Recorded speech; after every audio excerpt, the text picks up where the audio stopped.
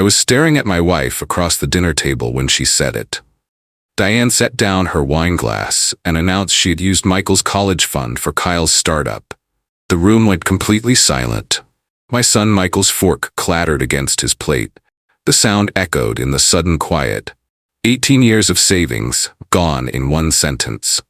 $147,000 I had scraped together from double shifts and weekend jobs. Money I earned installing drywall in the summer heat and fixing furnaces in freezing basements. Every dollar represented hours of my life, sweat on my forehead, aching muscles at the end of long days. "What did you just say?" I asked, my voice barely above a whisper. Diane didn't even blink. She picked up her fork and cut into her chicken like she had just mentioned the weather. "Michael can take out student loans like everyone else. Kyle has a real vision. He's building something that actually matters. This is an investment in our family's future." Michael looked at me with devastated eyes. He was supposed to start at State University in 3 months. No debt, no stress, just the future I had promised him since the day he was born. "When did you make this decision?" I asked, my hands gripping the edge of the table. 3 months ago, Diane said coldly. I pushed back from the table. The chair scraped loudly against the hardwood floor. My hands were shaking so badly I had to shove them into my pockets. Kyle sat across from me, scrolling through his phone with a smirk on his face. He didn't even look up. He didn't care that his stepbrother's entire future had just been stolen. Diane continued eating like nothing had happened. She reached for the salad bowl and served herself more greens. The casual cruelty of it made my stomach turn. 20 years of marriage and I was watching a stranger wearing my wife's face. I walked toward the door, my vision blurring with rage and disbelief. Before I left, I leaned down close to Michael and whispered in his ear so only he could hear. "You're not losing your future, I promise you that. I'll fix this." Michael nodded, his eyes wet with tears he was trying hard not to shed. He was trying to be strong, trying to be a man about it, but he was just 18. He shouldn't have to be strong about his mother stealing from him. I grabbed my keys from the hook by the door and walked out into the night. The door closed behind me with a soft click that felt final. My name is Jack Harrison. I'm 42 years old, and until that dinner 3 hours ago, I thought I knew who my wife was. I met Diane 20 years ago when I was working construction, framing houses in the new development outside town. She came from money, old family wealth, the kind where people summer in the Hamptons and winter in Aspen. They talked about their stock portfolio at breakfast and their vacation homes at dinner. I came from absolutely nothing. My mother raised me alone in a trailer park on the east side after my father walked out when I was 2. She worked 3 jobs to keep us fed. I put myself through community college taking night classes while working days. I learned to fix things, build things, make things work with my hands.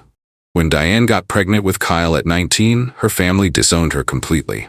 Cut her off without a penny. I stepped up because that's what you do. I married her, raised Kyle as my own son, worked myself to the bone to give them a good life. Michael came 2 years later, my biological son, though I never once treated them differently. Both were my boys. For 20 years, I was the provider. I fixed leaking pipes and broken doors. I paid every bill on time. I made every sacrifice necessary to keep our family stable and comfortable. Diane slowly rebuilt her relationship with her wealthy family over the years, attending their parties and charity events. But I always felt like the help, not the husband. Her mother once introduced me at a gala as the handyman Diane married. People laughed. Diane didn't correct her. I built that college fund penny by penny over 18 years. Overtime hours when I was so tired, I could barely stand. Skipped lunches to save $10 here and there. I drove old trucks held together with duct tape and prayer instead of buying something new. Every deposit into that account felt like building Michael's future brick by brick, securing his chance at something better than I had. The next morning, I went straight to the bank. My hands were still shaking when I walked through the glass doors. The air conditioning hit me like a wall. I asked to see the account statements for Michael's college fund. The banker, a young woman named Claire, with kind eyes, pulled up the records on her computer screen. My heart sank as I watched her scroll. 3 months ago, exactly like Diane said, $147,000 had been transferred to an account in Kyle's name. The authorization signature looked like mine at first glance. But I had never signed anything. I would never have agreed to this. "Can I see the actual signature card?" I asked Claire, trying to keep my voice steady. She hesitated, probably sensing something was wrong, but she printed it anyway. I held the paper under the fluorescent light, studying every curve and line. The signature was good, really good, but it wasn't mine. The way I looped my capital J was different. The pressure on the downstrokes was too even. Diane had forged my signature. I drove home numb, my mind spinning with rage and disbelief. When I walked through the door, Diane was in the kitchen making her morning coffee. The smell of it filled the house. She looked up at me with that same casual indifference. "You forged my signature," I said flatly. Diane didn't deny it. She didn't even look surprised that I knew. She just turned to face me, leaning back against the granite counter we had installed last year. The counter I had paid for. "You would have said no. Kyle needed this money more than Michael did." "That was Michael's future," I said, my voice rising despite my efforts to stay calm. "Michael will be fine. He's smart enough to get scholarships. Kyle has real ambition." "You stole from your own stepson," I said, the words feeling heavy and ugly in my mouth. Diane laughed. It was a cold sound, totally without warmth or humor. "Stepson. Exactly, Jack. He's not my biological child. And legally, you're not even Kyle's real father. I could have done this without asking you at all. I was actually being generous by not rubbing your face in it." The cruelty of it took my breath away. This was the woman I had built a life with. The woman I had worked myself to exhaustion for, revealing herself as someone I didn't recognize at all.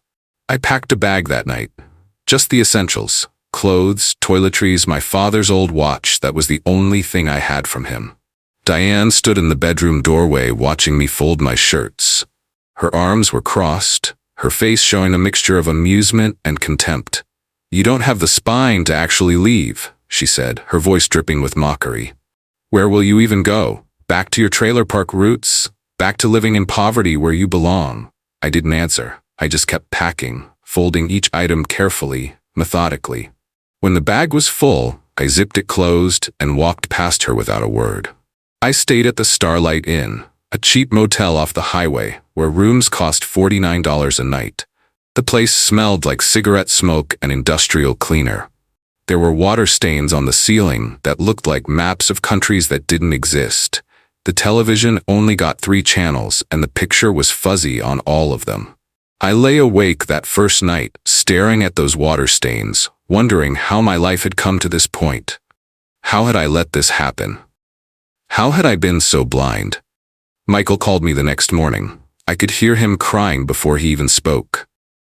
"Dad, I'll drop out," he said, his voice breaking. "I'll work full-time. I can go to community college at night later. It's okay, really. I don't want you and Mom fighting because of me." "No," I said firmly, sitting up on the sagging motel bed. "You're going to State University exactly like we planned. You're going to get your degree. I promise you that, Michael. I will make this right." 2 days later, Kyle posted a photo on social media. He was standing next to a brand new silver BMW, grinning like he had won the lottery. The caption read, "Startups pay off fast when you think big. Thanks to everyone who believed in me and my vision." I stared at that photo for a long time. That car cost at least $40,000. More than Michael's entire first year of tuition, room and board combined. Kyle had blown my son's college fund on a status symbol. Then my phone rang. The screen showed an unknown number. I almost didn't answer, but something made me pick up. "Is this Jack Harrison?" A professional voice asked. "Yes, this is Jack. My name is Walter Price from Price & Associates Law Firm. I'm calling regarding your mother's estate. I apologize for the difficult timing, but we need to discuss some urgent matters. Would you be able to come to my office?" I sat in Walter Price's office 3 days later. The law firm was downtown in one of the old buildings with marble floors and dark wood paneling. Everything looked expensive and permanent. I felt out of place in my work jacket and jeans, sitting in a leather chair that probably cost more than my truck. Walter was around 70 years old, with perfectly white hair and kind eyes that crinkled at the corners. He wore a suit that fit him perfectly. "Your mother passed away 2 weeks ago," he said gently, folding his hands on his desk. "I'm very sorry for your loss, Jack." I nodded slowly. My mother and I hadn't spoken in 10 years. She had disapproved of Diane from the very beginning, said she could see right through her polite smiles and false charm. She had warned me. I had chosen my wife over my mother. That decision haunted me now with crushing weight. "She left everything to you," Walter said, sliding a folder of papers across his polished desk. "Her estate has been valued at approximately $5 million. This includes land she inherited from her parents, a substantial stock portfolio, bonds, and savings accounts she maintained over the years." I couldn't breathe. The number didn't seem real. $5 million. My mother, who I thought had nothing, who lived in the same small house for 40 years and drove the same car for 20, had been quietly wealthy all along. "She followed your life from a distance," Walter continued, his voice gentle. "She knew about Michael. She knew about Kyle. She attended Michael's school plays from the back row where you wouldn't see her. And she knew exactly what Diane was, Jack. She documented everything." Walter opened a drawer and pulled out a sealed envelope. My name was written on the front in my mother's careful, precise handwriting. "She left this letter specifically for you. She asked me to give it to you personally." My hands trembled as I opened the envelope. Inside, on expensive stationery, my mother had written in her familiar script, "Use this to free yourself, Jack. Show them who you really are, and don't be merciful to those who showed you none." I read those words 3 times, my throat tight with emotion. My mother had seen everything, understood everything, and she had given me the tools to escape. Walter gave me the address of June Parker, my mother's caregiver and closest friend for the past 15 years. I drove there that same afternoon, needing to understand more about the mother I had abandoned. June was 68 years old, with gray hair pulled back in a neat bun and warm brown eyes that reminded me somehow of my mother. She lived in a modest house filled with photographs and memories. Many of the pictures on the walls included my mother, smiling in ways I had forgotten she could smile. "Your mother talked about you every single day," June said, as she poured tea into delicate china cups. "She never stopped loving you, Jack. She just couldn't stand by and watch you be diminished and destroyed by that woman. It broke her heart to lose you, but she knew eventually you would need her help." We sat in her cozy living room, surrounded by the evidence of my mother's life without me. June handed me a photo album, the old-fashioned kind with actual printed pictures carefully arranged on pages. Pictures of my mother at charity events, volunteering at the library, working in her garden, living a quiet but rich and full life. "Diane used to call your mother trash," June said softly, her kind eyes growing hard with the memory. "Behind your back, of course, at family gatherings. I heard her once at the grocery store, standing in the checkout line, laughing with her country club friends about Jack's trailer park mother who doesn't know which fork to use. Her friends all laughed. Your mother was standing 2 aisles away. She heard every word." My hands clenched around my teacup so hard I was afraid it might shatter. The rage that filled me was white-hot and consuming. "Your mother knew she could never change Diane," June continued, reaching over to pat my hand. "Diane was too far gone, too committed to her cruelty, but your mother trusted that someday you would see clearly. That's why she saved everything for you. She wanted you to have the resources to escape when you were finally ready."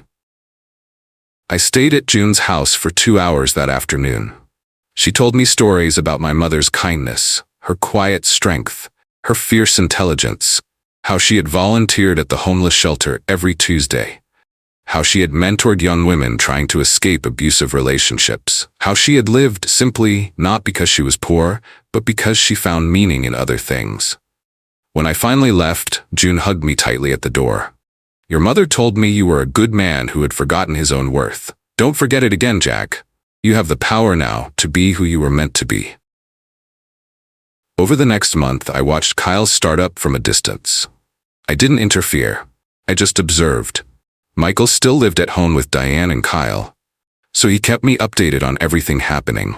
Kyle's company was called Vision Tech Solutions. From what I could gather, it was supposed to be some kind of app development company, though no one seemed clear on what apps they were actually developing.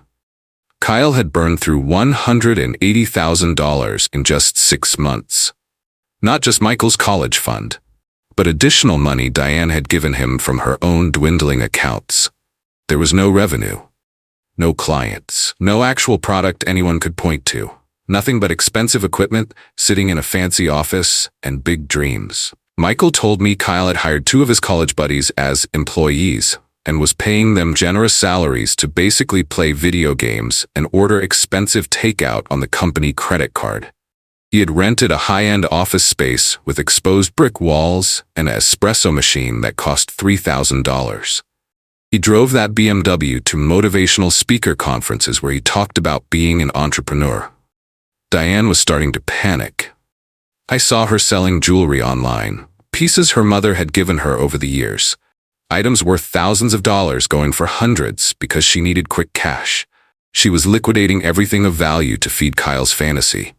I didn't interfere. I didn't say a word. I just watched and waited and planned. Then I made my first move. Through a shell company I created using a portion of my inheritance, I bought a 40% stake in the commercial building where Kyle rented his fancy office. The building owner was struggling financially and eager for an investor. The price was fair. My name appeared nowhere on any of the paperwork. 3 weeks after I became a partial owner, I sent the property manager in for what I called a routine safety inspection. The inspector was thorough and professional.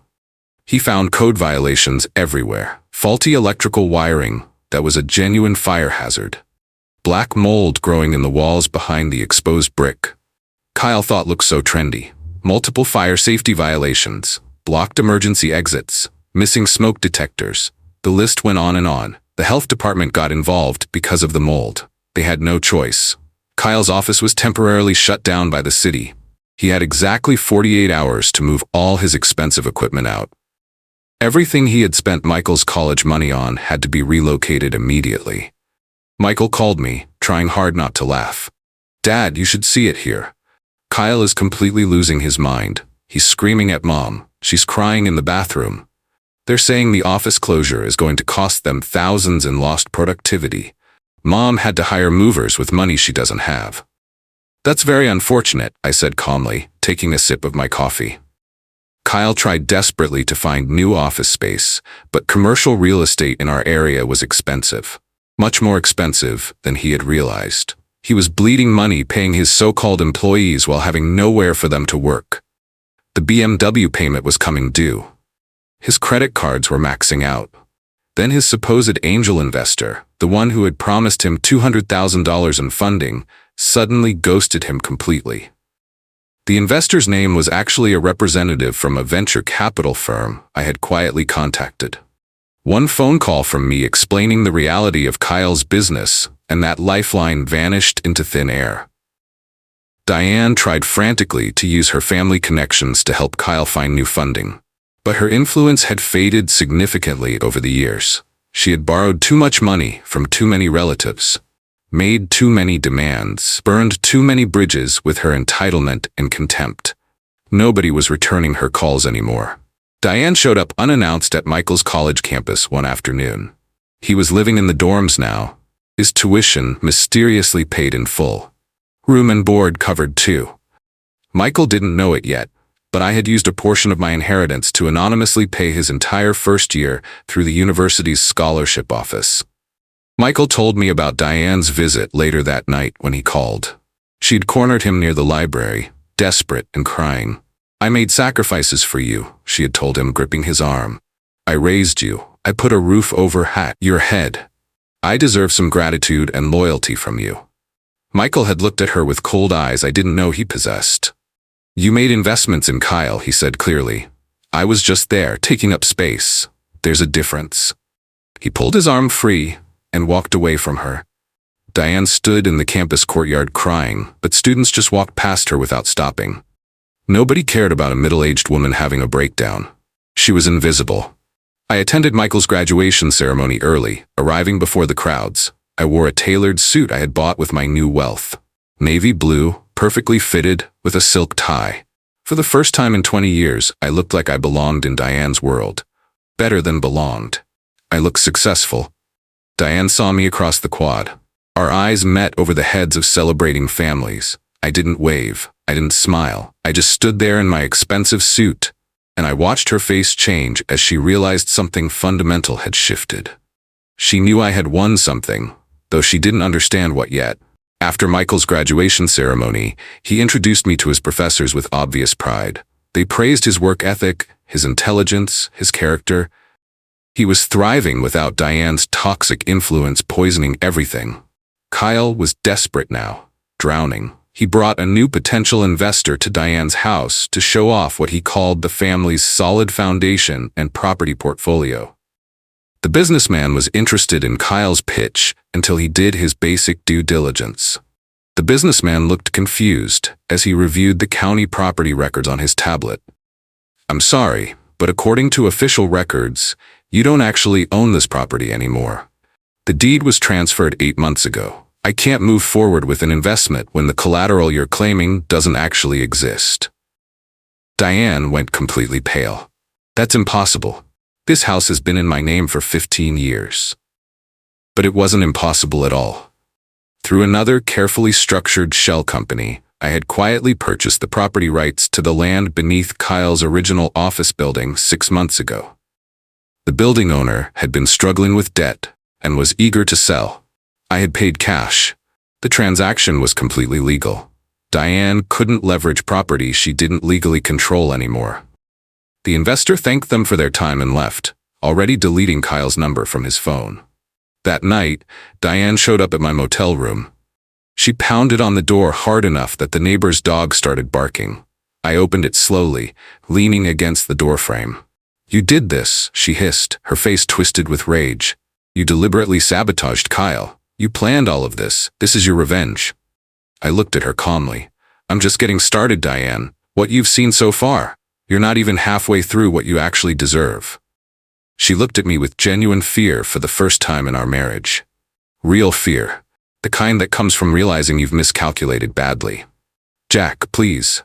We can fix this. Come home. We'll return whatever money is left to Michael. We'll make this right. Just stop whatever you're doing." "The money is gone," I said quietly. "You burned it. Kyle spent it on a car and an office and a fantasy. You can't unburn ashes, Diane."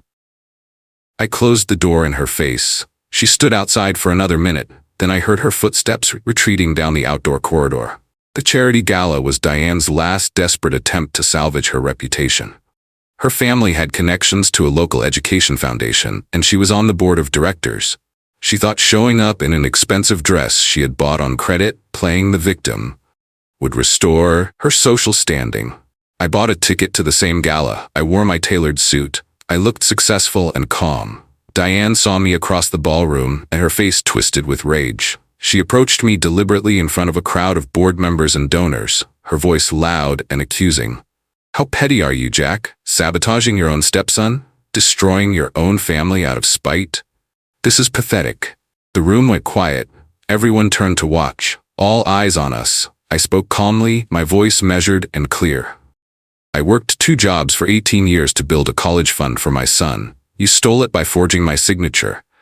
You gave it to Kyle, who bought a BMW and rented an office he didn't need. When I questioned you, you mocked my dead mother and told me I wasn't legally Michael's father anyway. You told me to leave if I was going to cry about it." Diane's face went white. People were staring at her now, not me. "Everything I've done since then has been completely legal." I continued. "I inherited money from my mother. I invested in real estate. I made business decisions. If those decisions hurt Kyle's startup, maybe his startup wasn't actually viable in the first place." The crowd murmured. People were looking at Diane very differently now. The sympathy she had expected wasn't there. Within a week, she was quietly removed from the charity board for what they called ethical concerns and conflicts of interest. Her social standing, the one thing she had valued above everything else in her life, crumbled like sand. I met Kyle alone at a coffee shop downtown. He had requested the meeting through Michael, saying he needed to talk. He looked exhausted and defeated. The BMW was gone, repossessed. His office was gone. His employees had quit. "I need help," Kyle said, his voice small. "Just a loan, $20,000 to get back on my feet. I can pay you back once things turn around. I promise." "Did you ever apologize to Michael?" I asked, stirring my coffee slowly. Kyle looked genuinely confused by the question. "Apologize? For what exactly?" "For taking his future, for spending his college fund on your failed business." "I didn't take anything," Kyle said defensively. "That was Mom's decision. She's the one who gave me the money. I just accepted what was offered." I stood up, leaving my coffee half-finished. "Then you learned absolutely nothing from any of this." "Wait," Kyle said desperately, reaching across the table. "I'm family, Jack. You raised me. That has to count for something." "You were never my family," I said, looking down at him. "You were someone I tried to love because I thought that's what I was supposed to do." "There's a difference, Kyle. A big difference." I walked out. 2 days later, I purchased the remaining 60% of Kyle's former office building. The owner was thrilled to sell to a serious investor. Kyle's startup was officially, permanently evicted. He had nowhere to go and no resources to start over. People from Diane's social circle started reaching out to me over the following weeks. Carefully worded emails and phone calls. Apologies for not seeing the situation clearly. Sympathies for what I had endured. Some were even bold enough to ask about investment opportunities. They had heard the full story now. Diane's version had fallen apart completely under scrutiny. Now they wanted to align themselves with the man who had $5 million and no loyalty whatsoever to his ex-wife. I ignored most of them. They were parasites looking for a new host. Nothing more. Instead, I started making substantial donations. Scholarship funds specifically for students from low-income families. Educational grants for first-generation college students, all established in my mother's name, the Marion Harrison Memorial Education Fund. Local newspapers covered the story. Anonymous donor honors late mother with $5 million education initiative, read one headline. The reporter interviewed several scholarship recipients who shared tearful stories about how the money had changed their lives. Diane saw the articles. She knew it was me. She knew I was building something meaningful and lasting with money she would never touch, money that could have saved her if I had chosen differently. One reporter asked me directly if my mother had been wealthy during her life. "No," I said honestly. "She was rich in things that actually mattered. Kindness, integrity, compassion. I'm just trying to honor that legacy in the only way I know how." The community embraced it. My mother's name, once mocked by Diane and her friends, became synonymous with generosity and opportunity. Michael came to visit me at my new apartment one Saturday afternoon. It wasn't fancy, but it was clean and peaceful and entirely mine. We sat on my small balcony drinking coffee and watching the city below. "Do you still love her?" Michael asked quietly. The question caught me completely off guard. I thought for a long time before answering, wanting to be honest with him. "I don't know if I ever really loved her," I finally said. "Or if I just stayed because I thought that's what I was supposed to do. I thought providing for the family was the same as being valued by them. I was wrong about that." "She's selling the house?" Michael said. "I know. Does that make you sad?" "No," I said honestly. "That house never actually felt like mine anyway. I was just the person who paid for it." Michael nodded slowly, processing this. "She's completely broke now, isn't she?" "Yes, she is." "Good," Michael said, and I didn't correct him. Diane moved in with Kyle shortly after selling the house, his cramped apartment in a subsidized housing complex on the edge of town. The BMW was long gone. His friends had all disappeared. His credit was completely destroyed. The apartment was in a gray concrete building with dying grass in the courtyard and broken playground equipment nobody bothered to fix. They fought constantly now. Michael still talked to Kyle occasionally out of some sense of obligation, and he reported back to me. Kyle blamed Diane for believing in him too much and enabling his mistakes. Diane blamed Kyle for wasting every opportunity and being weak. They were turning on each other viciously, exactly as I knew they would. When there's no money left to fight over, people like them only have blame and resentment. I drove past Kyle's apartment building once, just to see it. Diane was standing outside smoking a cigarette, something she used to call a disgusting lower-class habit. She looked 10 years older than her actual age, Her hair was graying, her clothes were thrift store purchases. I didn't stop. I didn't even slow down. I just kept driving. Diane's sister called me a few days later. She's telling everyone you destroyed her life. She's saying the exact same things she used to say about your mother, that you're trash, that you're cruel, that you ruined everything. My mother died peacefully, surrounded by people who genuinely loved her, I said quietly. Diane destroyed herself. I just stopped helping her hide it from the world. The sister went quiet for a long moment. You're right, she finally said. I'm sorry for bothering you, Jack. I shouldn't have called. The community center hosted a special event honoring local philanthropists and donors. They invited me to speak about my mother's scholarship fund and why education mattered to me. I almost declined because public speaking terrified me, but June encouraged me strongly. Your mother's story deserves to be told properly, she said. I stood at the podium looking out at 200 people and told them about Marion Harrison, about how she had raised me alone, working 3 jobs. How she never complained about her circumstances.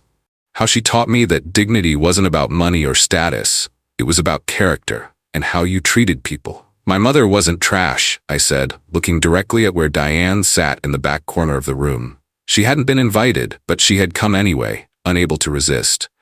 She was a woman who loved fiercely and sacrificed quietly for what she believed in. Everything I'm doing now is to honor that legacy. The crowd applauded enthusiastically. Several people were openly crying. I announced the scholarship fund's first board chair, Michael Harrison, my son. The applause grew louder. Michael stood up from the front row, and I saw pride and love in his eyes. Diane left before the ceremony ended. I saw her slip out the side door, head down, shoulders hunched in defeat. Years passed. Kyle never came back to our town. Last I heard, he was working retail somewhere in Nevada, barely making rent in a studio apartment. Diane lived in subsidized housing, working part-time at a grocery store. Her wealthy family had cut her off completely. The woman who once threw lavish parties now counted pennies for bus fare. Michael finished graduate school with honors. He married a wonderful woman who loved him for exactly who he was. He had learned the lesson well. I was honored by the town council for my charitable work. The Marion Harrison Memorial Fund had sent 93 students to college. My mother's legacy was alive and growing.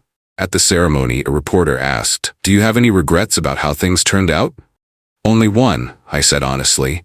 "I wish I had honored my mother while she was still alive. Everything else worked out exactly as it should have." The final revelation came on an ordinary Tuesday. Diane showed up at Walter Price's law office demanding to see my will. Walter refused, of course, but news travels in small towns, someone told her. Someone always does. My entire estate, now worth over $8 million after careful investments, was being left to June Parker and Michael Harrison, split 50-50.